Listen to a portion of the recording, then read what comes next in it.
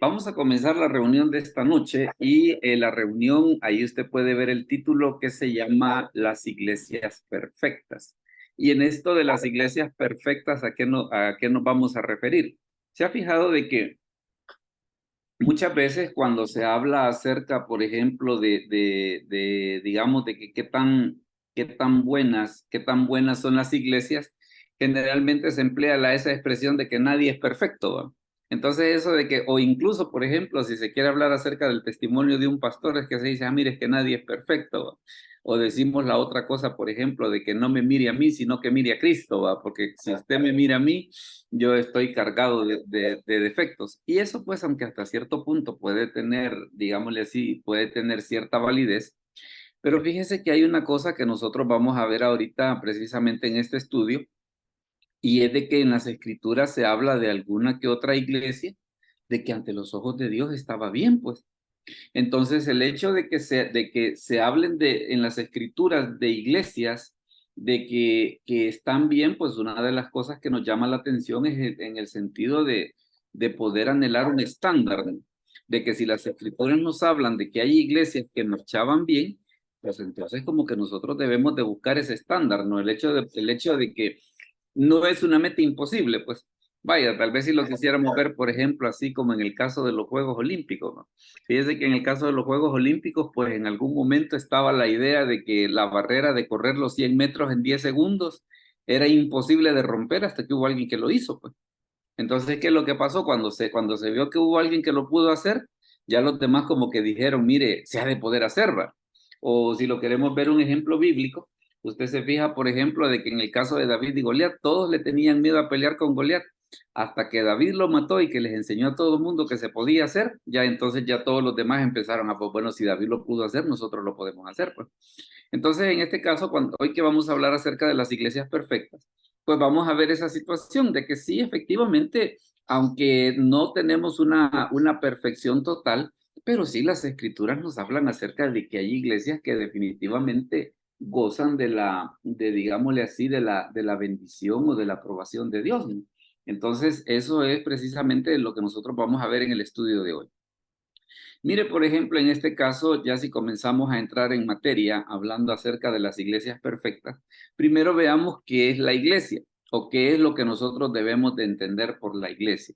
Mire, en este caso, por ejemplo, lo que dice en Romanos 16:16. Hermano Jaime, si nos puede leer, por favor, Romanos 16:16. Buenas noches, hermanos. Buenas noches, pastor. Dice así la palabra de Dios. Eh, Saludaos los unos a los otros con ósculo santo. Os saludan todas las iglesias de Cristo. Palabra de Dios. Correcto.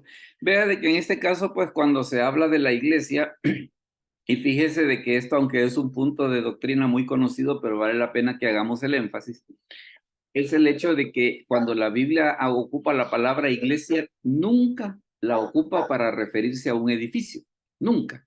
Es por eso de que en este caso de Romanos, ¿qué es lo que dice? Os saludan todas las iglesias de Cristo. Bueno, mire, ¿cómo es eso que saludan las iglesias? No, pues sí, a lo que se refiere es a los miembros de esas congregaciones, porque en las escrituras iglesia jamás se ha utilizado para referirse a un edificio, sino que iglesia se refiere a las personas, iglesia se refiere a los creyentes.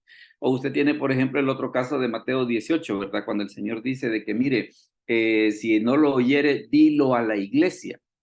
Y si no oyere, dice, tenle por gentil y publicano. Entonces, en ese caso, volvemos otra vez al asunto de que la iglesia no es el edificio, sino que la iglesia está formada por los creyentes. Y tan es así de que fíjese de que, por ejemplo, iglesia es una palabra griega no traducida. Ahí usted la puede ver que es la palabra eclesía. Y eclesía, entre otras cosas, ¿qué significa? Los llamados aparte o los llamados fuera. Fíjese que, por ejemplo, en la Grecia antigua, hablar acerca de la eclesía era bien interesante, porque la eclesía era precisamente una asamblea formada por todos los hombres libres. Y en ese caso, por ejemplo, para a la eclesía o para qué reunían a esa asamblea. Bueno, había en veces, por ejemplo, que la podían, perdón, me escuchan que me dio la señal que el internet es inestable. ¿Me escuchan todo bien? Hola. Hola, hola. Fuerte y claro. Sí, va, ok. Entonces le decía de que en el caso de la eclesía, que era el significado que tenía en la Grecia antigua, de que la eclesía, por ejemplo, se reunía, por decirle algo, iban a declarar una guerra. Entonces, ¿qué era lo que sucedía? La eclesía discutía sobre si se iba a la guerra. O si estaban en guerra, también la eclesía decía, mire, vamos a hacer un tratado de paz. Entonces la eclesía era la que tomaba la decisión de decir, hagamos un tratado de paz o establezcamos relaciones comerciales con alguien. Entonces, ¿qué es lo que sucede? En el griego clásico, precisamente eclesía no se refería a como nosotros lo usamos ahora, de que se ocupa para referirse a los creyentes, sino que se usaba precisamente para esa asamblea de hombres libres que prácticamente lo que hacía era tomar decisiones sobre su forma de gobierno. Entonces ahí está, por ejemplo, que usted ve que dice qué significa los llamados aparte, los llamados fuera, y también dice que ya en algún momento llegó a significar una congregación religiosa o una comunidad de cristianos miembros tanto en la tierra como los creyentes en el cielo, o sea, aquellas personas que creyeron en Cristo y que han muerto. Entonces, precisamente, fíjese que por eso desde que cuando se habla acerca de la iglesia, en doctrinas bíblicas se habla acerca de se habla acerca de varios tipos de iglesia para efectos de estudio. Se habla acerca de la iglesia local, la iglesia universal, la iglesia militante, la iglesia triunfante, la iglesia actual y la iglesia ideal. Entonces son clasificaciones, pero en todas ellas la palabra iglesia nunca es usada para referirse a los edificios, sino que la palabra es usada para referirse a los creyentes. Luego fíjese que también, por ejemplo, hay otra palabra que nosotros notamos en las escrituras, que es la palabra sinagoga. Y en el caso de sinagoga, pues también es una palabra griega y la tiene usted, que es la palabra sinagoge, que en este caso significa estar reunidos juntos. O sea, de que sinagoga, según el significado de la palabra, no se refiere tanto al lugar de donde la gente se reunía, sino a la acción de reunirse, en este caso específico, pues para la lectura de las escrituras y para orar a Dios. Luego fíjese que en el caso del Antiguo Testamento hay una situación de que vaya, por ejemplo, hay quienes dicen, mire, ¿y la iglesia existía en el Antiguo Testamento? No, no existía en el Antiguo Testamento. Pero lo que sí ocurría en el Antiguo Testamento era de que se usaba, digámosle así, una palabra que venía a ser como predecesora de lo que un día sería la iglesia. Hermano Miguel, ¿no puede leer Éxodo 35:1? Por favor, es la cita que está en pantalla. Éxodo 35:1. Hola. A ver. O si no, Amén. a ver. Amén. Moisés convocó a toda la congregación de los hijos Eh, y active. les dijo, ¿verdad? Sí, se escucha. Bueno, Moisés convocó a toda la congregación de los hijos y les dijo, estas son las cosas que Jehová ha mandado que sean. Correcto. Vea de que en ese caso se emplean dos palabras. Una es la palabra convocar, que es la que aparece acá, y la otra es la palabra congregación. Ahora, ¿qué es lo que sucede en ambos casos? Fíjese de que cuando se habla acerca de la congregación, en el texto hebreo es la palabra eda. Eda, ¿qué es lo que significa? Significa congregación, congregación de personas reunidas con un propósito. O sea, de que acá cuando dice Moisés convocó a toda la congregación, esta palabra de congregación en el texto hebreo es la palabra eda. Y cuando dice acá de convocar, o sea, la acción esa de mandarlos llamar para reunir, en este caso pues es la palabra cajal. Cajal, y en ese caso la palabra cajal lo que significa es convocar, asamblea o congregación. Entonces, en cierto modo, por decir así, el pueblo de Israel vino a ser como un predecesor, por decirlo así, de la iglesia. Aunque no exactamente, ya vamos a ver por qué, porque las escrituras pues nos explican a partir de cuándo fue que la iglesia comenzó a existir. Pero sí, el pueblo de Israel en alguna medida venía a ser como, por decirlo de una manera, como un precursor de ese movimiento, pues que Dios iba a hacer que hoy nosotros conocemos como la iglesia. Ahora bien, hay una cosa que también es importante, hablando acerca de la iglesia en el plan de Dios. ¿Y Dios en qué momento se le ocurrió hacer la iglesia? Aquí está la explicación, mire, en Efesios 1:4. Hermano Yacir, ¿nos puede leer, por favor, Efesios 1:4? Amén. Buenas noches a todos. Buenas noches. según nos escogió en él antes de la fundación del mundo, para que fuésemos santos y sin mancha delante de él. Correcto. Entonces, ¿en qué momento fue que nació en el plan de Dios el hecho de que la iglesia pudiese existir? Antes de la fundación del mundo. O sea, de que todavía todavía Dios no había comenzado el acto de creación cuando Él ya tenía dentro de sus planes precisamente el hecho de formar la iglesia. Ese es un detalle ese es un detalle que es bien importante. Y es por eso de que cuando nosotros hablamos de que decimos que somos miembros de la iglesia, pues como que no lo debemos de ver de una manera tan simple, de que somos miembros del tabernáculo, o que somos miembros de Iglesia Quemuel, o que somos miembros de Iglesia Elim. No, sino que la iglesia como cuerpo de Cristo forma parte del plan de Dios desde la eternidad. Y ese es un asunto que es bien importante. Por eso es de que las escrituras mencionan esa cita del libro de Efesios de que dice que Dios nos escogió desde antes de la fundación del mundo. Ahora bien, aquí se da otra cosa. Y es el hecho de que en este caso, mire lo que dice Jesús en un pasaje bien conocido en Mateo 16, del 17 al 19. Mateo 16, del 17 al 19. Oscar, si lo puede leer, por favor. Mateo 16, del 17 al 19. Gracias, por mí. Quiero orar por mí. Entonces le respondió Jesús. Hola, hola. Yo creo que Entonces le respondió Jesús: bienaventurado eres, Simón, hijo de Jonás, porque no te lo reveló carne ni sangre, sino mi Padre que está en los cielos. Y yo también te digo que tú eres Pedro, y sobre esta roca edificaré mi iglesia, y las puertas del Hades no prevalecerán contra ella. Y a ti te daré la llave del reino de los cielos, y todo lo que atares en la tierra será atado en los cielos, y todo lo que desatares en la tierra será desatada en los cielos. Correcto. Ahora, ¿por qué razón se dice que la iglesia no existía en el Antiguo Testamento? Porque vea que en este pasaje, ¿qué es lo que dice Jesús en el versículo 18? Yo también te digo que tú eres Pedro y sobre esta roca edificaré mi iglesia. O sea que se ve que por lo menos en este momento que Jesús está diciendo eso, la iglesia ya aunque estaba en la mente de Dios desde existencia como tal, por lo menos en este momento todavía no estaba, ¿verdad? Es por eso de que viene el Señor dice, edificaré mi iglesia. ¿Cuándo es que la iglesia comienza a aparecer en el plan de Dios? A partir del día de Pentecostés. A partir del día de Pentecostés es donde se da esa situación de que la iglesia comienza a existir como tal. Ahora, ¿y cómo podemos entender esa situación de que viene Jesús le dice a Pedro, yo te digo, tú eres Pedro y sobre esta roca edificaré mi iglesia? Fíjese que ahí en ese sentido, la verdad que la explicación es bien fácil, porque una de las cosas que nosotros debemos de ver es que entendió Pedro de esa frase. Y mire lo que entendió Pedro de esa frase en Primera de Pedro 2:4. Hermano Hernán, si nos la puede leer, por favor, Primera de Pedro 2:4. Amén. Buenas noches. Buenas noches. Acercándoos a él, piedra viva, desechada ciertamente por los hombres, mas para Dios escogida y preciosa. Amén. Correcto.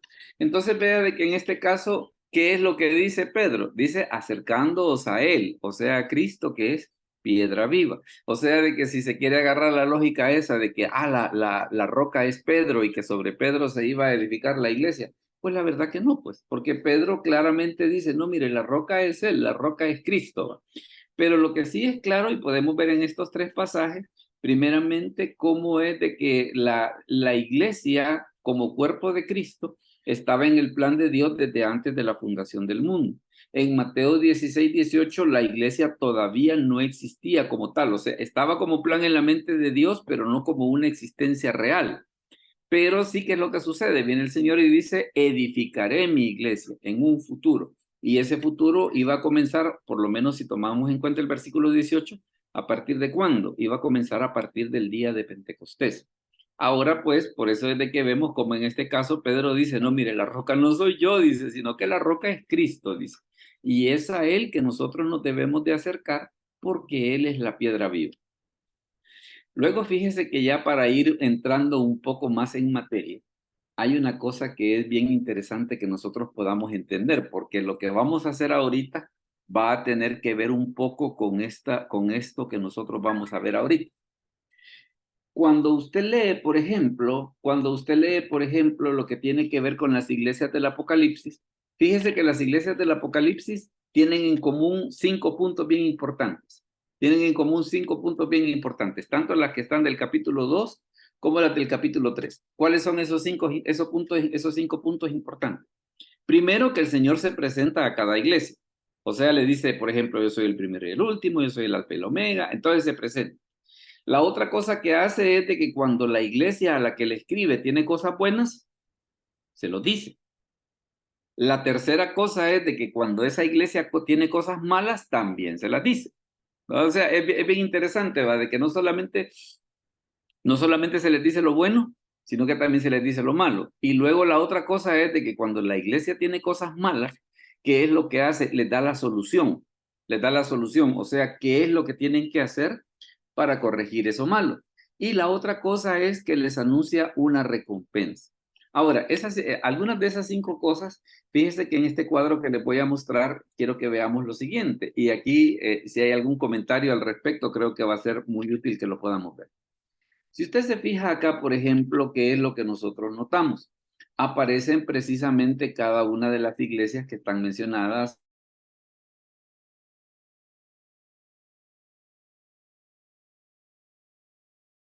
Entonces, ¿qué es una de las cosas que nosotros notamos ahí en eso? Primero, que aparecen cada una de las iglesias. Luego tenemos de que, si usted se fija en este cuadro, ¿cómo se le presenta a Éfeso? Como el que tiene las 7 estrellas en su diestra y anda en medio de los 7 candeleros. ¿Cómo se le presenta a Esmirna? Como el primero y el postrero que estuvo muerto y vivió. ¿Cómo se le presenta a Pérgamo? Como el que tiene la espada aguda de 2 filos. ¿Cómo se le presenta a Tiatira? Como el Hijo de Dios, que sus ojos son como llama de fuego y sus pies como bronce bruñido. ¿Cómo se le presenta a la iglesia de Sardis? Como la que tiene los 7 espíritus y las 7 estrellas. ¿Cómo se le presenta a Filadelfia? Como el santo y verdadero y el que tiene la llave de David. ¿Y cómo se le presenta a la Odisea? Como el amén, el testigo fiel, el principio de la creación de Dios. ¿Por qué a cada iglesia por qué no se le presenta igual a todas? ¿Por qué no se le presenta igual a todas?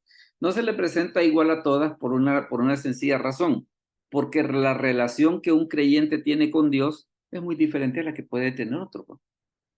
La manera, vaya, o siendo un poco más específico, la manera en la que usted se relaciona con Dios en lo individual es muy diferente a la manera en la que yo me relaciono. Y entonces, ¿qué es lo que sucede? Por eso es de que usted ve esa situación que no es de que a todas las iglesias les dice, mire, yo soy así. No, para Éfeso soy el que tiene las 7 estrellas. Para Esmirna soy el primero y el postrero. Para Pérgamo el que tiene la espada aguda. ¿Por qué? Porque la relación de Dios es personal, pues. Por eso es de que a veces es un poco feo cuando hay personas de que se molestan con uno, que por ejemplo, que por qué no le dicen ellos, por qué nosotros no le decimos a Dios como ellos le dicen, ¿va? Que si ellos le dicen el eterno, pues esperan que nosotros le digamos también, va. Y si no le decimos el eterno, estamos mal, va. Y Dios guarde que nos lo vayamos a encontrar. No, es que esa es la relación que vos tenés con Dios. Yo puede ser que yo le llame de otra manera, pues. Entonces es por eso de que usted ve precisamente de que a cada una de las iglesias se le presenta de una manera diferente. Y la otra cosa también, si hacemos ese mismo ejercicio con las recompensas, usted se va a dar cuenta de una cosa, que por ejemplo a la iglesia de Éfeso, ¿qué es lo que le dice? Le va a dar del árbol de la vida. A la iglesia de Esmirna, ¿qué es lo que le dice? No sufrirá de la muerte segunda. A la iglesia de Pérgamo, le daré el maná escondido y la piedrecita blanca. A la iglesia de Tiatira, regirá sobre las naciones y le dará la estrella de la mañana. A la de Sardis, será vestido de vestiduras blancas y no borraré su nombre del libro de la vida. A Filadelfia, le haré columna en el templo de Dios y escribirá su nombre en él. A la Odisea, le daré se siente con él en su trono. Vea de que a cada una se le presenta de una manera distinta. Por eso que estábamos comentando de la relación que cada uno tiene con Dios. Es por eso de que no se presenta igual para todas las iglesias. Ni tampoco las recompensas son las mismas. ¿Y por qué las recompensas no son las mismas? Porque lo que puede ser bendición para usted puede no serlo para mí. Por ejemplo, usted puede decir, si yo le digo, mire, y para usted sería bendición $20, y usted dice, si $20 eso me lo gasto en una sentada en un restaurante de comida rápida, ¿va? Mientras que para otra persona $20, ¿qué puede hacer? Puede significar la diferencia entre completar el pago de su casa o completar el colegio de sus hijos, pues. Entonces, lo que para una persona puede ser bendición, para otra puede no serlo. Es por eso de que en este caso usted no ve de que Dios da la misma bendición para todas las iglesias, sino que primeramente a cada una tiene su manera especial de prestar por la relación que cada una de ellas tiene, y también la recompensa es diferente. ¿Por qué razón? Porque lo que puede ser recompensa, lo que puede ser bendición para usted, puede no serlo para mí. Entonces, precisamente por esa situación es de que Dios no tiene una bendición estándar, sino que ¿qué es lo que tiene? Tiene una bendición personalizada, ¿verdad? Y eso le explica a usted precisamente lo que nosotros estamos viendo en este cuadrito. No sé si hay algún comentario al respecto antes de que ya comencemos a entrar en materia sobre si existen iglesias perfectas o no. Entonces, si todos estamos bien, si no, pues más adelante recuerde que va a estar el espacio precisamente para las preguntas y los comentarios. Pero sí, ahorita es importante pues que tengamos en cuenta esta situación, el hecho pues de que el Señor a cada iglesia se le presenta de una manera particular y a cada una le da una recompensa en particular. Luego, si seguimos avanzando, hermano Jaime, dígame, perdón.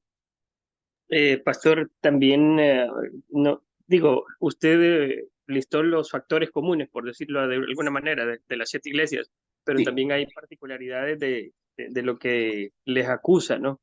De lo que les reprocha a cada una, y eso, bueno, es muy importante, ¿no? De, de, de mencionar.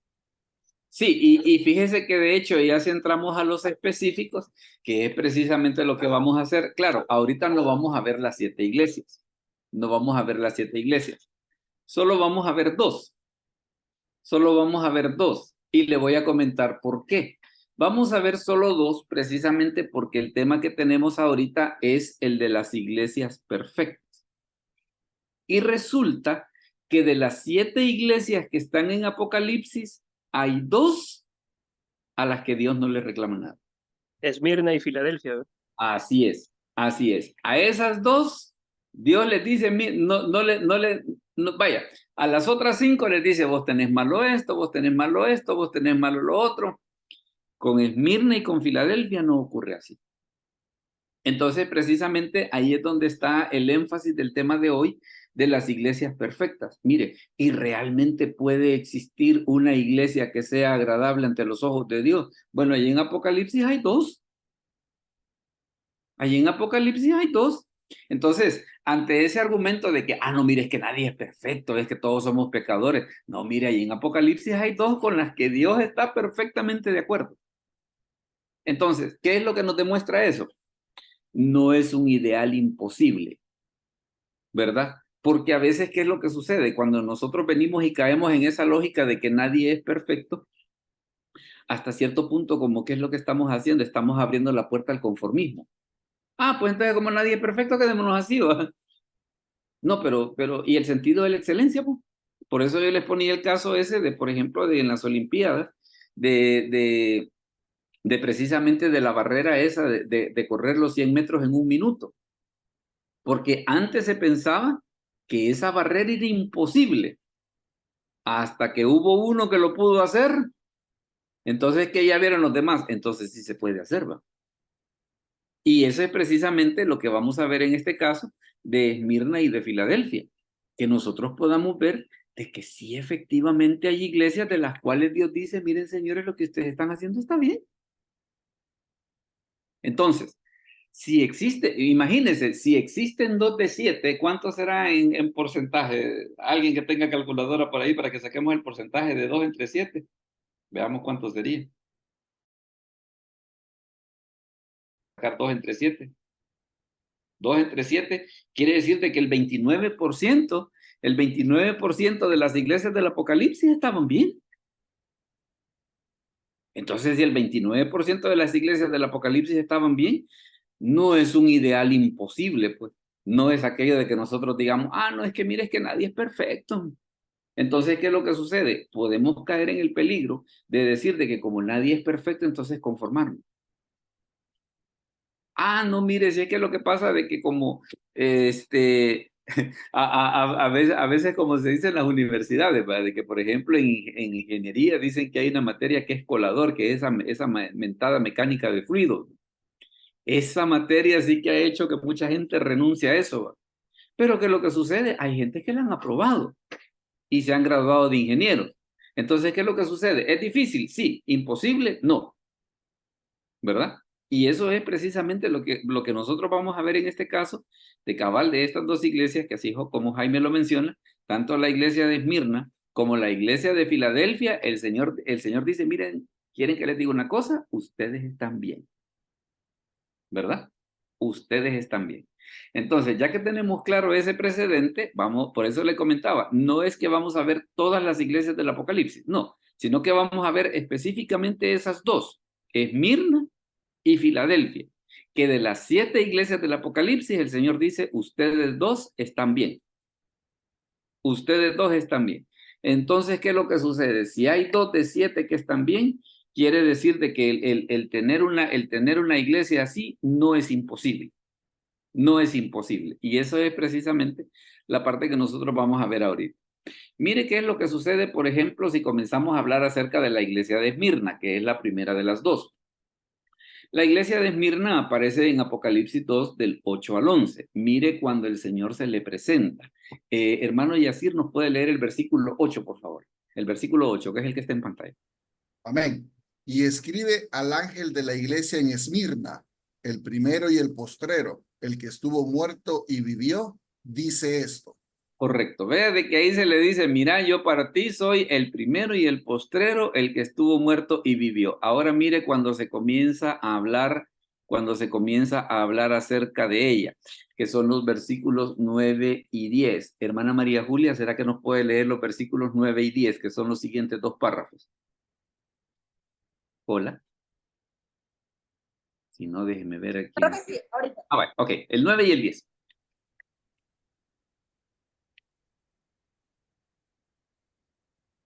Yo creo que no activa el micrófono. ¿Cómo no? ¿Me escuchan? Sí. Ahora sí. Ok. El 9 y el 10. Sí.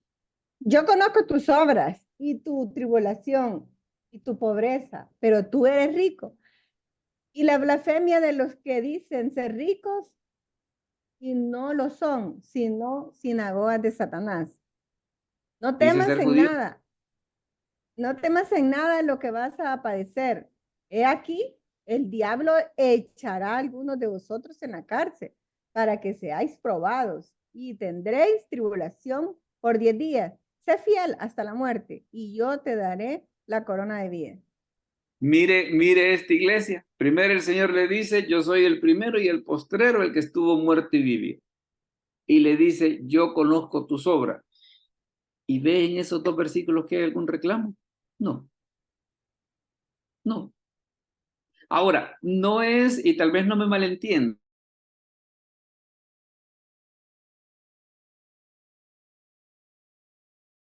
que acá algunos en la reunión son contables, creo que me van a entender esto que les voy a decir.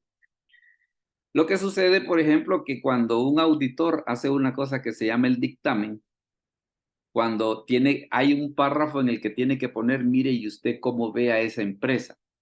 Entonces, en el párrafo dice que la empresa tal está libre de errores importantes. No es que no hay errores, sino que los que hay no afectan materialmente el buen funcionamiento de la empresa, ni tampoco tienen una importancia tal como para que puedan ser considerados como falta. Entonces, no es que la iglesia de Esmirna no pecaba, no, sino que Dios dice, mira, ¿querés que te diga una cosa? Sí tenés errores, pero importantes no son. Importantes no son. Y si tomamos en cuenta que si usted ve en el versículo 9, ¿qué es lo que le dice? Yo conozco tus obras. O sea que Dios los tenía bien cuadriculados, ¿verdad? Yo conozco tus obras y tu tribulación y tu pobreza. pero tú eres rico. ¿Verdad? O sea, mire, ante los ojos de la gente tal vez vos no vales nada, pero para Dios vales mucho. Para Dios vales mucho. Y todavía, mire, y vaya, y podría pensarse en este momento de poder decir, ay, entonces, mire, como es una iglesia que está tan bien, entonces Dios todavía le va a dar una recompensa. Mire la recompensa que le va a dar en el versículo 10, dice, no temas en nada lo que vas a padecer. He aquí el diablo echará a algunos de vosotros en la cárcel. O sea, si de por sí estás en una situación de que desde el punto de vista humano estás en pobreza, ¿querés que te diga una cosa más? Te van a meter a la cárcel, fíjate. El diablo echará a algunos de vosotros en la cárcel para que seáis probados. Ahora, ¿cuál es la diferencia entre la prueba y la tentación? La prueba viene de Dios, la tentación viene del diablo. La prueba sirve para fortalecer nuestra fe. La tentación sirve para apartarnos de Dios. Dígame, hermanos, ahí. Hola. Pastor, John MacArthur hace un análisis de esto y menciona de que las iglesias perseguidas, como esta, pues, es una iglesia que está en constante ataque, ¿no? Hola. ¿Me escucha? Sí, ahora sí, ahora sí. Que es una iglesia que está en constante ataque, o sea, está perseguida y que la misma persecución se encarga de purificarla, o sea, el que no es fiel a sus principios de esta iglesia va a salir, o sea, mira, nadie quiere ser perseguido, ¿no? Así es, Y la así misma es. Pero persecución ¿qué es se lo que encarga de sucede? purificarlo, ¿no? Precisamente, vaya, fíjese que alguien me estaba comentando un día de estos y que me decía, por ejemplo, sobre cómo es el cristianismo en Cuba. Y me dice, no, me dice, en Cuba no hay cristianos llorones. Pero claro, porque como ellos viven en una situación de escasez en muchos aspectos, entonces hay ciertas cosas que tal vez por esta parte del mundo nos quejamos de que, ay, que la iglesia no tiene aire acondicionado, ay, que la iglesia no tiene, ¿cómo se llama? Alfombra en el área del jardín. Claro, como ellos no tienen todo ese tipo de cosas y se tienen que acostumbrar a lo que tienen, entonces, entre otras cosas, ¿cómo es su clase de fe?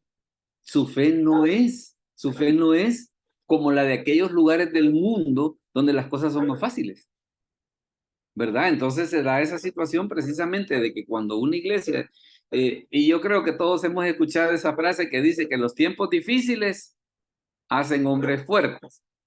Los hombres fuertes crean tiempos fáciles. Los tiempos fáciles crean hombres débiles y los hombres débiles crean tiempos difíciles. Por si no se le quedó, se la voy a repetir para que la vea. Decía que los tiempos difíciles crean tiempos fuertes, hombres fuertes. Los hombres fuertes crean tiempos fáciles. Los tiempos fáciles crean hombres débiles y los hombres débiles crean tiempos difíciles. ¿Por qué le ha llamado la atención, hermano Yacir? Cuénteme, que lo vi así como con cara de aflicción para saber de qué se trata. La verdad que es tremendo comentario y lo invita a uno a reflexionar cómo está forjando uno su carácter dentro del cristianismo, dentro de la misma iglesia y cómo está aprendiendo a sobrellevar todo lo que de alguna manera sabemos que vamos a padecer o que vamos a sufrir, ¿verdad? Sí, no, le digo, ponen que pensar. Pero vea que en este caso, ¿qué es lo que sucede? ¿Qué le dice a la iglesia de Esmirna? Yo conozco tu pobreza, pero eres rico. Y todavía le dice más. Y los van a meter algunos de ustedes a la cárcel. Ahora, pero nota una cosa, ¿hay reclamos? No, no hay reclamos. Y todavía mire lo que le dice después en el versículo 11. En el versículo 11, hermano Cristian, si nos lee el versículo 11, por favor. Con gusto, pastor. El que tiene oídos, oiga lo que el Espíritu dice a las iglesias. El que venciere no sufrirá daño de la segunda muerte. Correcto. Entonces, ¿qué es lo que nota?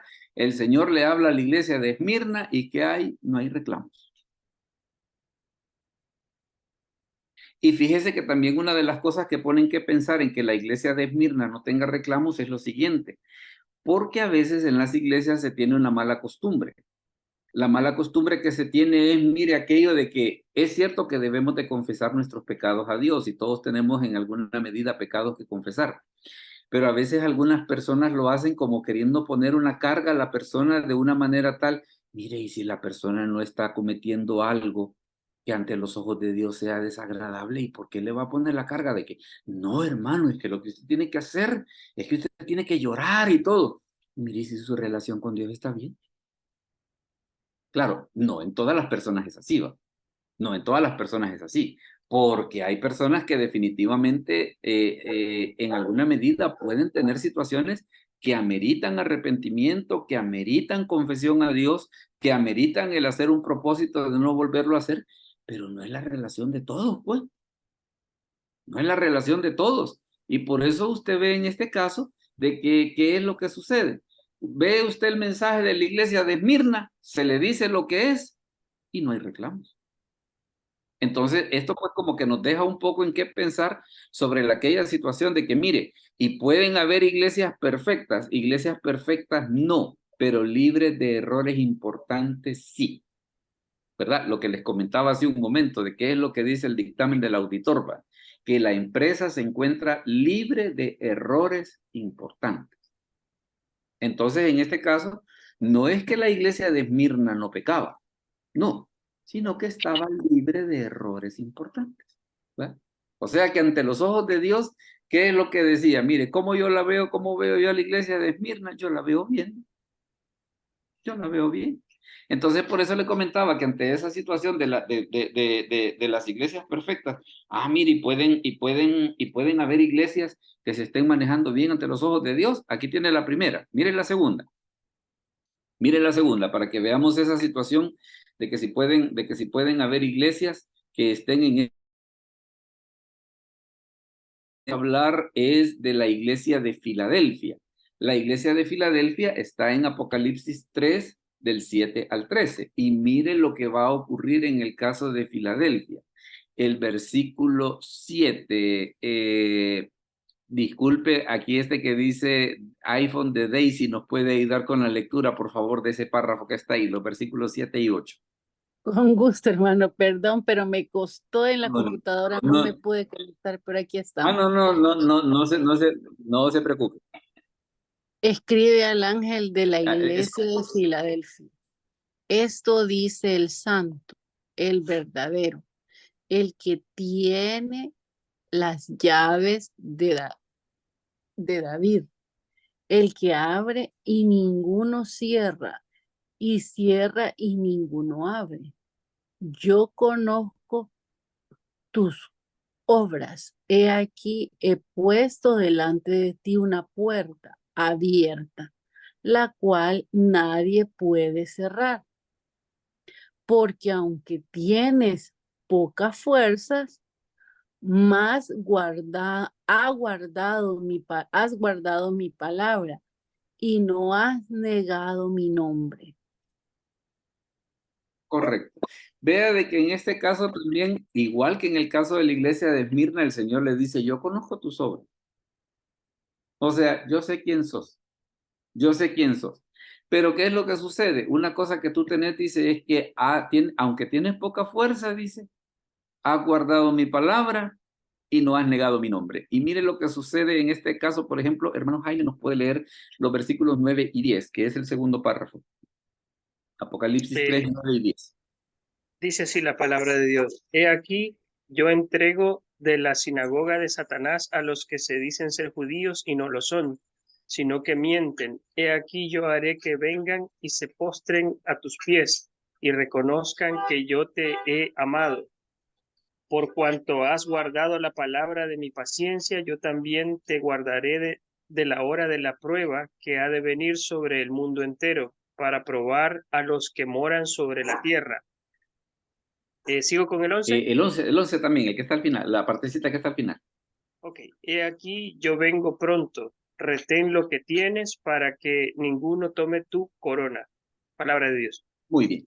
Vea que otra vez, vaya, tenemos la iglesia de Esmirna que Dios le dice, yo sé quién sos, y no hay reclamos.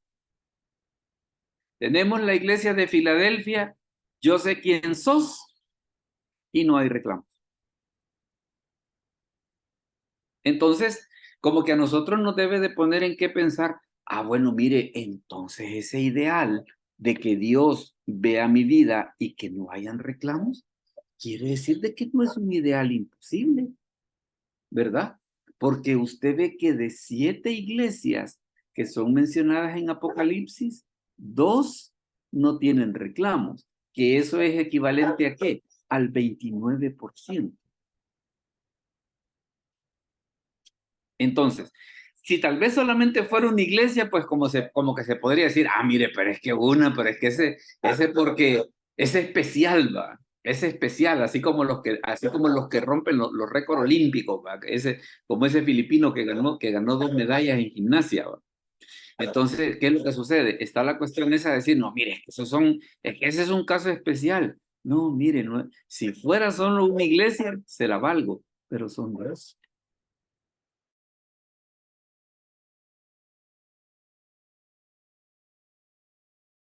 El Señor no tiene reclamos contra ella, ¿qué es lo que sucede? Quiere decir de que no es una meta imposible. No es una meta imposible. Me doy a entender en este planteamiento que estoy haciendo. No es una meta imposible. Porque tal vez si fuera una de 7, yo le diría, ah, pues sí, no, mire, esos tipos eran especiales. ¿Va? No, pero no es una de 7, son 2 de 7. Son 2 de 7. Entonces, si hay 2 de 7 que el Señor dice, mire, ustedes están bien, ah, mire, es para ponerse a pensar. Es para ponerse a pensar en el sentido de decir, bueno, qué bonito sería que nosotros tengamos ese ideal de poder decir, de ser una iglesia de la cual el Señor no tenga quejas de nosotros, ¿va? Y bueno, y mire todavía después cuando habla acerca de la promesa. Hermano Cristian, ¿nos puede leer el versículo 12 y 13, por favor? Versículos 12 y 13. Con gusto, pastor. Al que venciere yo le haré columna en el templo de mi Dios, y nunca más saldrá de ahí, y escribiré sobre él el nombre de mi Dios y el nombre de la ciudad de mi Dios, y la nueva Jerusalén, la cual desciende del cielo de mi Dios, y mi nombre nuevo. El que tiene oídos, oiga lo que el Espíritu dice a la iglesia. Correcto. Entonces vea que otra vez tenemos precisamente esa situación de que no se habla de una iglesia que Dios la ve bien. Son 2. Son 2. Si solamente fuera una de 7, podríamos decir es un caso raro, pero son 2 de 7. Son 2 de 7. Entonces, si 2 de 7 estaban bien ante los ojos de Dios, ah, mire, entonces hay que ponerse a pensar, ¿verdad? Hay que ponerse a pensar. Y qué bonito sería, pues, de que nosotros nos pudiésemos hacer digámosle así, que nosotros pudiésemos tener ese deseo de nosotros formar parte de ese grupo de 2 de 7, ¿va? De que el Señor pueda decir, mira, yo sé quién sos. ¿Y querés que te diga una cosa? No tengo reclamo sobre ti. No tengo reclamo sobre ti. Fíjese que a mí me gusta esta parte porque dice que aunque tienes poca fuerza, has guardado mi palabra y no has negado mi fe. ¿Y sabe qué personas se me vienen a la mente? Aquel tipo de personas de que a veces con todo y enfermedades son fieles a Dios. A veces hay personas que con quimioterapias, con diálisis y todo, y aún con sus limitaciones no dejan de congregarse. O a veces personas que con sillas de ruedas, con muletas, muchas veces llegan a la iglesia y a veces nosotros que estamos más completitos, ay, no, que está muy lejos, que se me arruinó el carro y una serie de cosas así por el estilo. Por eso le comentaba esa situación de lo de la iglesia de Esmirna, ¿va? Que los tiempos difíciles crean personas fuertes. Las personas fuertes crean tiempos fáciles. Los tiempos fáciles crean personas débiles y las personas débiles crean tiempos difíciles. Filadelfia también tenía esa misma situación. Tienes poca fuerza, o sea, vos no la estás pasando fácil. No la estás pasando fácil. Pero ¿qué es lo que dice? Aunque tienes poca fuerza, has guardado mi palabra y no has negado mi fe. Fíjese que una de las cosas, hay un comentario que dice sobre esto de que no has negado mi fe, que aunque las escrituras no especifican el momento en el que Filadelfia fue puesta a prueba en el sentido de negar su fe, las escrituras no lo especifican. El asunto es que el Señor le reconoce que no había negado la fe. Entonces, ese es un punto que precisamente en este tema que estamos hablando de las iglesias perfectas, vea que de las 7 iglesias que están en Apocalipsis, 2 de 7 limpias. Si fuera una de 7, yo le diría, ah, pues sí, es un caso especial. pero son 2 de 7. Son 2 de 7. Entonces, si son 2 de 7, quiere decir de que ya eso no es un ideal difícil, no es una situación imposible. Entonces, usted me dice a mí, mire, nadie es perfecto. Es cierto, nadie es perfecto. Eso yo se lo reconozco sin ningún problema. Pero también como que debemos tener ideal de excelencia, pues. Como que debemos de tener ideal de excelencia. Entonces, ese es un punto que a la hora de las horas es bien importante. Ahora, hablando siempre acerca de las iglesias perfectas, fíjese que hay una cosa que vamos a ver ahorita. Y tiene que ver, por ejemplo, con los detalles. ¿Qué puede hacer la diferencia? ¿Qué puede hacer la diferencia entre ser una iglesia que Dios no tenga nada que reclamarme a ser una iglesia que Dios me reclame de cosas malas que estoy haciendo? Fíjese de que este pasaje que vamos a ver ahorita de Hechos 6 del 1 al 7 nos va a ayudar a contestar esa pregunta. Porque a veces la gente como que piensa en las cosas macro, ¿va? Como que piensan en las persecuciones, que se va a levantar un Hitler que nos va a hacer quemar las Biblias, y a veces como que la cosa, sí, no, a veces como que la cosa es menos dramática. A veces como que la cosa es menos dramática. Y en este caso que vamos a ver ahorita de Hechos capítulo 6, se va a dar cuenta a qué me estoy refiriendo. Mire lo que dice, por ejemplo, en el versículo 1. Déjeme ver dónde lo había visto. Hermano Hernán, ¿nos puede leer Hechos 16.1, por favor? Hechos 6.1, perdón. 6.1. Hechos 6.1. Hola. Oscar, si lo lees, por favor, Hechos 6.1. En aquellos días, como creciera el número de los discípulos, hubo murmuración de los griegos contra los hebreos, de que las viudas de aquellos eran desatendidas en la distribución diaria. Correcto. Vea de que en este caso, ¿qué es lo que sucede? La iglesia que había pasado por el día de Pentecostés, que había visto el milagro de la sanidad del paralítico que estaba en la puerta de la Hermosa, que había visto ya para ese momento, ya había visto cosas bien importantes, estuvo a punto de hacerse pedazos, por un pequeñísimo detalle. ¿Y cuál era ese pequeñísimo detalle? Fíjese que no era por las cosas que hacían mal. Al contrario, era por las cosas que hacían bien, porque dice que repartían comida a las viudas. Pero ¿qué es lo que sucede?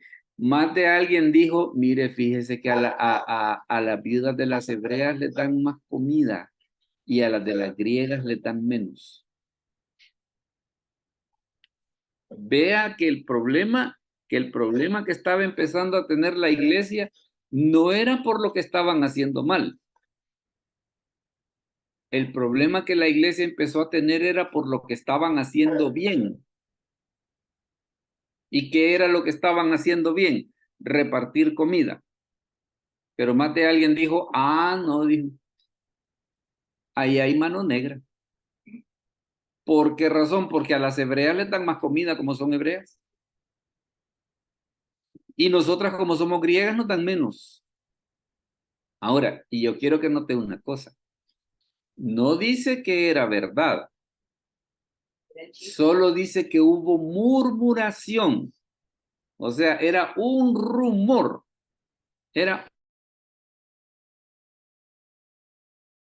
No era verdad. Pero ahora viene una cosa. Bueno, y fíjese que eso estaba a punto de destruir la iglesia. Pero mire, los apóstoles le anduvieron rápido y aquí nos da una lección bien importante, que lo que se hace es que se ataca el problema, no a las personas. Porque los apóstoles perfectamente hubieran empezado a decir, a ver quiénes son los que andan diciendo que hay repartición, tráigamelos para acá, vamos a hablar con ellos. No, ¿y por qué? Pues?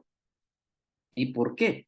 Mejor hagamos algo más fácil. En lugar de ver quiénes son los que andan con el rumor, hagamos algo para resolver el problema. Y miren lo que se les ocurrió. Miren lo que se les ocurrió. Hermano Jaime, ¿nos puede leer, por favor, los versículos 2 y 3? Dice así la palabra de Dios. Entonces los 12 convocaron a la multitud de los discípulos y dijeron, no es justo que nosotros dejemos la palabra de Dios para servir a las mesas. Buscad, pues, hermanos, de entre vosotros a 7 varones de buen testimonio, llenos del Espíritu Santo y de sabiduría, a quienes encarguemos de este trabajo. 4, de este trabajo, y nosotros persistiremos en la oración y en el ministerio de la palabra. Mire qué fácil la solución que se les ocurrió a los apóstoles. En lugar de estarnos poniendo a pensar de que quién anda levantando el rumor, mejor resolvamos el problema. Primero. La otra cosa es que les dijeron, dice, buscad hermanos, o sea, elíjanlos ustedes. Porque si los elegían los apóstoles, iban a caer en el problema, ustedes eligieron a los que están de acuerdo con ustedes, ¿va? Entonces, mire qué ejemplo más interesante de democracia. Elíjanlos ustedes. Pero fíjese que los requisitos están bien interesantes. Porque fíjese que no les piden que haya trabajado en un restaurante de comida rápida, ¿va? O que sepa preparar comida para 200 personas, vea que no pide esos requisitos. Miren los requisitos que les ponen, dice, buscad pues hermanos de entre vosotros a 7 varones, número 1, de buen testimonio, número 2, llenos del Espíritu Santo y de sabiduría. Si lo que iban a hacer era servir comida, ¿y para qué se necesita ser llenos del Espíritu Santo para repartir comida? Si eso cualquier mesero lo puede hacer. Sí, pero como el asunto no era el trabajo de cualquier mesero, sino que a veces ministerios como esos, como la repartida de la comida, escuela dominical y todo ese tipo de cosas, muchas veces requieren que hayan personas comprometidas y que amen la obra de Dios. ¿Verdad? Es por eso de que no solamente fue decir, mire, busquemos a hermanas que hayan trabajado en restaurantes o que tengan comedores, ¿no? Sino que dice, búsquense personas de buen testimonio, llenos del Espíritu Santo y de sabiduría, y elíjanlos ustedes. No los voy a elegir, no los vamos a elegir nosotros, sino que los van a elegir ustedes. ¿Verdad? Y mire el siguiente paso que hicieron. El siguiente paso. Agradó la propuesta a toda la multitud y eligieron a Esteban, varón lleno de fe y del Espíritu Santo, a Felipe, a Prócoro, a Nicanor, a Timón, a Parmenas y a Nicolás, prosélito de Antioquía, a los cuales presentaron ante los apóstoles, quienes, orando, les impusieron las manos, y crecía la palabra del Señor, y el número de los discípulos se multiplicaba grandemente en Jerusalén. También muchos de los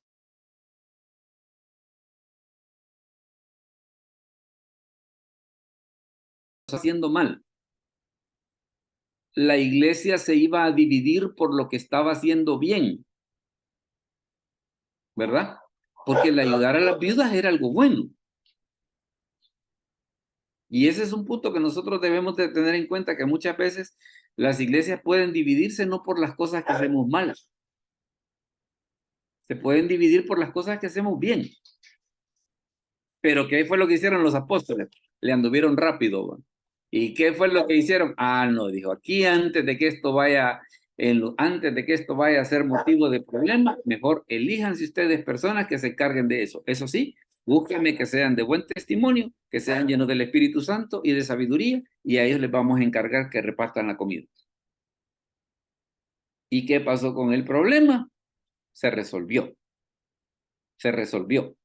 Entonces vea de que en este aspecto, cuando hablamos acerca de las iglesias perfectas, estamos hablando acerca de situaciones que a la hora de las horas, si nosotros no le ponemos atención, pueden causar graves problemas. Y después la gente dice, pues, ¿y la iglesia por qué se dividió? Pues sí, es que se divide porque a veces no le prestamos atención a los detalles importantes. Porque, ¿qué es lo que sucede? Hay cosas que están por encima de tener un púlpito, de tener un teclado, de tener un buen equipo de sonido, y es precisamente el testimonio que nosotros con nuestro servicio demos a los miembros de la congregación, como a las personas que asisten por primera vez. Entonces, para que tal vez vayamos aterrizando un poco, dése cuenta de una cosa. En este tema que tenemos para ahora de las iglesias perfectas, ¿qué es lo que sucede? Las escrituras, por lo menos de las 7 iglesias del Apocalipsis, nos hablan acerca de 2 que estaban bien. ¿Quiere decir de que esas iglesias no pecaban? No.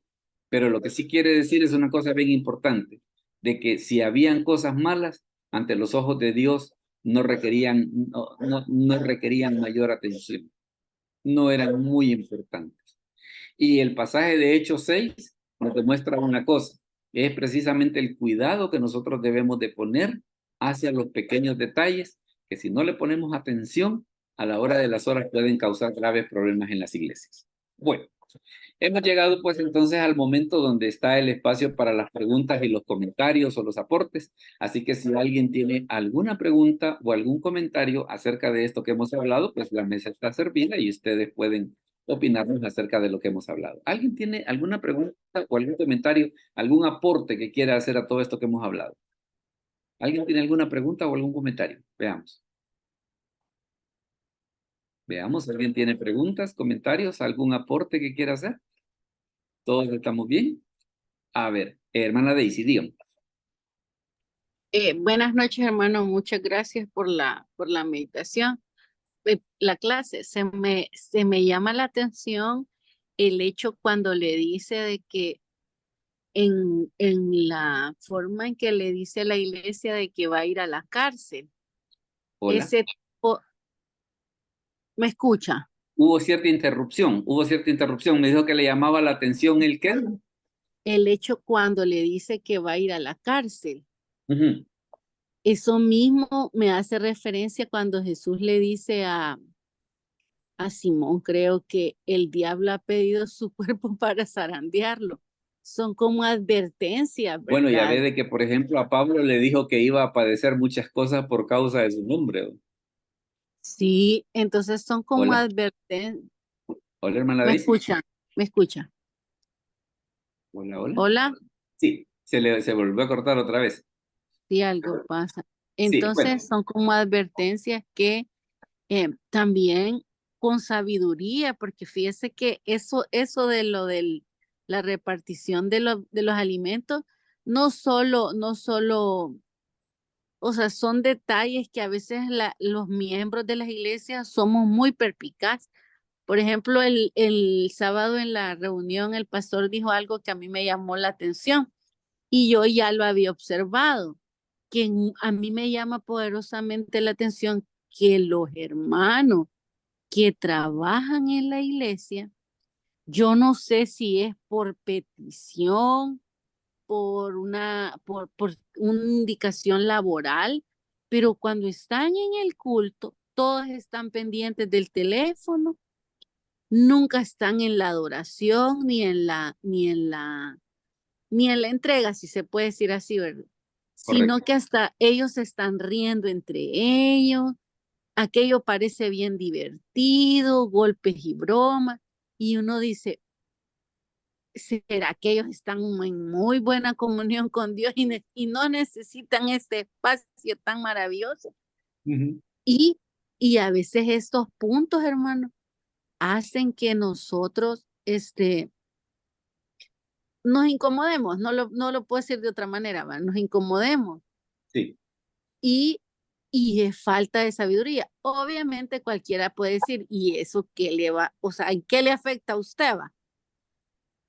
Tal vez a un creyente no, pero a un inconverso sí. Y fíjese que llegamos al punto a veces de que o sea, es tan fuerte la risa entre ellos que se interrumpen la comunión que hay. Porque un viernes de la oración a mí me pasó, yo me quedé lamentablemente por esa zona. Sí. Y las risas de ellos, burlándose de un mismo compañero de ellos, me llamaba la atención que me descontrolé en toda la comunión de la oración. Me tuve que salir mejor. Ya. Y eso, como usted bien dice, pasa porque a veces no tenemos sabiduría. Sí, porque vaya, y porque ellos a veces para ciertas actividades ellos tienen que estar en las reuniones, ¿verdad? Pero ya ve que con eso que usted nos está comentando, pues a la hora de las horas es algo que afecta, pues, ¿verdad? Sí. Definitivamente. Gracias, hermana, solo era un comentario. No, y está muy bien, se agradece. ¿Alguien tiene más algún aporte o algún comentario que quiera hacer acerca de esto que hemos estado hablando, antes de mencionarles cuál va a ser el tema de la próxima semana? ¿Alguna pregunta o algún aporte que quiera hacer? No solamente porque también puede ser algo que usted cree que es importante y que no se mencionó durante la explicación. Hermano Cristian, dígame. Sí, pastor, solamente quería dar un aporte. Hay un contraste, ¿verdad?, en la iglesia de A ver, Esmirna con la iglesia de la Odisea, que aquella sí. sí tenía dinero, era rica, era próspera, pero estaba pobre espiritualmente. Y la Ujú. de Esmirna era pobre, pero el Señor le dice, tú eres rico. O Que sea, dice lo contrario a la de la Odisea. ¿Va? así es, así es. No, y fíjese que Y, eso, ajá, dígame. y también, pastor, lo de la Filadelfia, eh, lo del nombre nuevo del Señor, Hola, hola, me queda eso, que el Señor dice, y mi nombre nuevo. hola. Hola, Si hola. me escucha, hermano Cristian, se le cortó un poquito.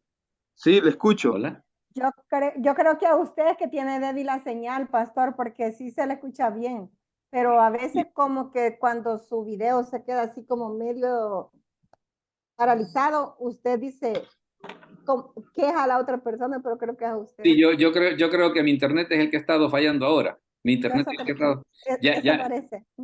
Ya le vamos a dar chance, hermana María Julia, porque vi que también tiene una opinión después de que el hermano Cristian termine No, está bien. de la idea. Hermano Cristian, ¿ya ahí estábamos bien o cómo era la cosa? No, le decía de que con el nuevo nombre que el Señor dice, y mi nombre nuevo, quedó ahí esa inquietud.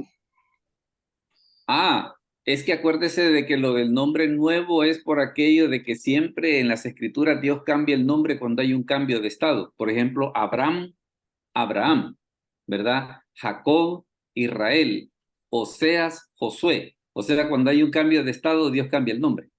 Entonces es por eso que como va a haber cambio de estado, una de las cosas que se va a hacer es el cambio de nombre, ¿verdad? Esa es la razón por la cual se menciona de que dice que va a haber un nombre nuevo, precisamente porque cuando hay un cambio de estado, o vaya, por ejemplo, en el caso de Pedro, Simón, hijo de Jonás, tú serás llamado Cefas, que quiere decir Pedro.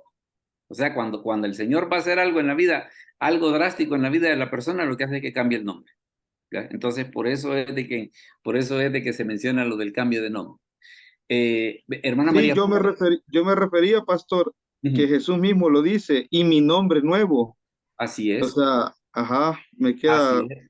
O sea que porque su nombre dice que es sobre todo nombre, ahí está en los cielos y todo. no, pero imagínese qué privilegio más grande el hecho de que nosotros vamos a decir, mire, fíjese de que yo pertenezco a la persona de este nombre, ¿verdad? O sea, de que el nombre va a estar sobre nosotros para indicar de que nosotros le pertenecemos.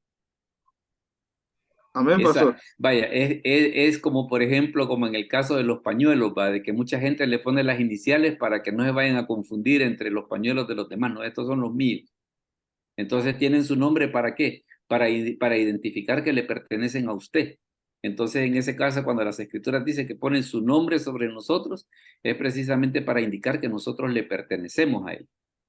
Esa es esa es la función de por qué menciona que dice que es un nombre nuevo, es un nombre nuevo para que le va a poner el nombre nuevo. Hermana María Julia, usted iba a hacer un aporte, perdón, disculpe. No, está bien. Lo que me llamó la atención, pastor, cuando usted dijo de que también por hacer las cosas buenas, a veces también hay problemas. O sea, no necesariamente es porque las cosas están mal. Puede darse que porque las cosas están bien. Eso me pareció interesante.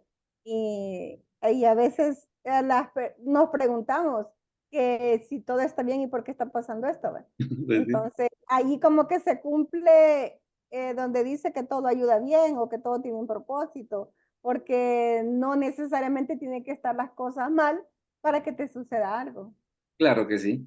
Ahí hasta cierto punto, ¿qué es? Es la sabiduría de los pastores, de los líderes, de los que llevan un ministerio adelante, precisamente para ponerle atención a aquellas cosas que se hacen bien, pero que si no se tiene cuidado podrían terminar mal, ¿verdad? Ahí Y le a digo, veces la religiosidad te ataca y dice endereza tus pasos, que no estás haciendo bien y no necesariamente tiene que estar sucediendo algo así. no necesariamente, no necesariamente. Y le digo, por eso es de que ese pasaje de Hechos es bien ilustrativo al respecto de que la iglesia precisamente se iba a meter un lío por hacer las cosas bien. Se imagina ya por hacer las cosas mal, ¿va? Hasta dónde iba a llegar el asunto, ¿va? Hasta dónde iba a llegar el asunto. Veamos, ¿algún otro aporte más antes de que les comentemos el tema de la próxima semana? ¿Algún otro aporte más? ¿Algún comentario sobre todo esto que hemos estado hablando? Porque han hecho aportes muy bonitos que de veras a mí me sirven para el matate. ¿Algún aporte que alguien más tenga? Veamos. ¿O todos estamos bien? Todo bien. Ok, si todos estamos bien, entonces déjeme comentarle cuál va a ser el tema de la próxima semana para que estemos convidados para poder estar. Nos vamos a meter en un tema peludo. Mire, vamos a hablar acerca de Melquisedec. ¿Quién es ese personaje? Así que ese va a ser el tema del próximo jueves 22 de agosto a las 7 de la noche. Así que están desde ya. Están cordialmente invitados. El video de hoy pues se va a subir otro momentito y por ahora pues lo que vamos a hacer es que vamos a orar para terminar. Oramos entonces. Padre, te damos gracias por este momento, gracias por esta noche. Bendice a cada uno de mis hermanos que estuvieron en la reunión, también los que van a ver el video posteriormente. Te suplicamos que tú bendigas sus vidas, que tú proveas para sus necesidades, que sanes a los enfermos. Te lo pedimos en el nombre de Jesús. Amén. Bueno, mis hermanos, muchas gracias por habernos acompañado entonces y nos vemos la próxima semana. Dios me los bendiga a todos. Gracias, pastor. Amén. Buenas noches. Buenas noches.